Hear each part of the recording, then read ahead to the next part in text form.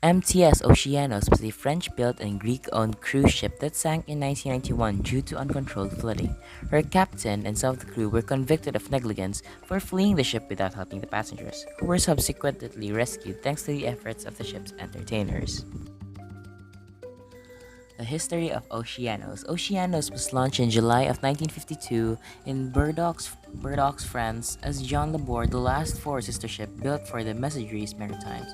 The ships were used on the Marseilles to Madagascar to Piraeus service. John Laborde went through many different owners and name changes. John Laborde, Menkine, Ancona, Eastern Princess in the succeeding decades. In 1976, she acquired the line of Greece and registered under the name of Oceanos. Oceanos was featured in the 1985 film Sky High and other.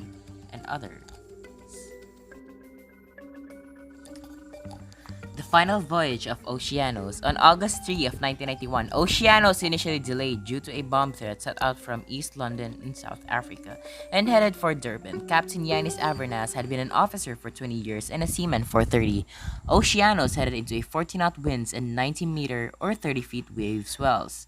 Usually there would have been a sail-away party on deck with the ship's musicians and British entertainers Moss and Tracy Hills. However, due to the rough seas, this was held inside the Four Seasons Lounge. Most passengers chose to stay in their cabins. The storm worsened as the evening progressed, and when the first sitting of dinner was served, the waiters could hardly carry the trays of food without dropping something. Eventually, Oceanos was rolling about from side to side so badly that crockery and cutlery began sliding off tables and potted plants fell over. The reasons why the waves were large were due to the Antarctic Circumpolar Current, or ACC. The ACC is an ocean current that flows clockwise from west to east around Antarctica. The alternative name for ACC is the west wind drift. This causes such large waves and freak waves in that area that causes, or possibly any ship that goes there that can sink. The flooding or the sinking of the Oceanos. While trying to make up time due to the earlier delay, Oceanos encountered rough seas. Earlier repairs to the waste disposal system had not been completed, which meant that a vital ventilation pipe which ran through the watertight aft bulkhead and the non-return valves was not replaced. It is believed that after a series of freak waves slammed against the ship, the pipe's shell plating burst open and began filling the compartment with seawater. At about 9:30 p.m., a muffled explosion was heard and Oceanos lost power. The ship started taking on water, rapidly flooding the engine room. By the next morning, rescuers found Oceanos adrift just off Coffee Bay, listing badly to its starboard side. The rescue efforts. As no alarm or announcement had been given that the ship was in trouble, several passengers went to the bridge to look for the crew, only to find it unmanned. Moss Hills then used the radiophone to broadcast a Mayday distress call until a ship answered. Of the 16 rescue helicopters that came out to the ship, 13 were South African Air Force Pumas. 9 of the hoisted 225 passengers off the deck.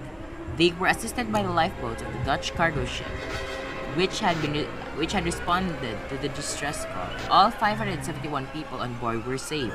Hills organized the orderly evacuation of passengers by the helicopters and is generally acknowledged as leading hero of the event.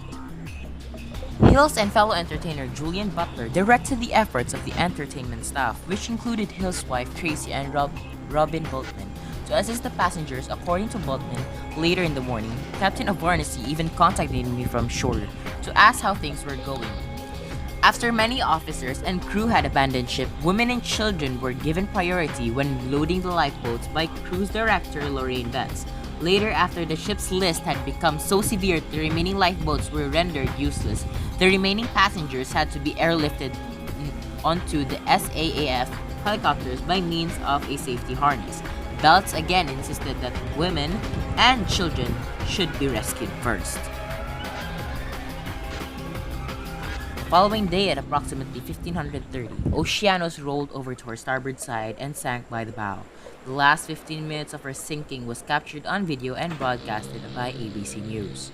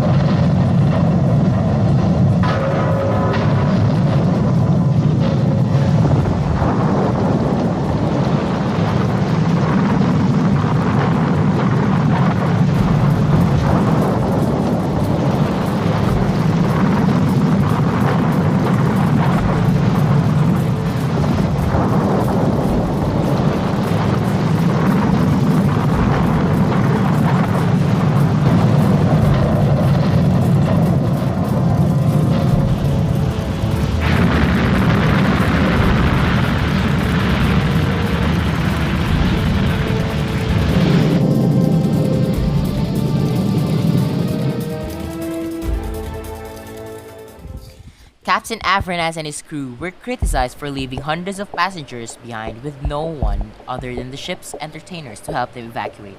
Avernaz received an extensive media coverage as an example of unprofessional behavior whilst in command. Avernaz tried to defend his action by claiming that he left the ship first to take arrange for a rescue effort and then supervise the rescue from a helicopter. He justified his action saying the ship was in darkness and the battery on the crew's walkie-talkies had died, meaning that he had no communications with his crew or with other rescue craft. Avernaz was quoted as saying, "When I order abandon ship, it doesn't matter what time I leave, abandon is for everybody. If some passengers like to stay, they can stay." The passengers, the captain, and some of the crew were convicted of negligence by a Greek board of inquiry for fleeing the ship without helping the passengers.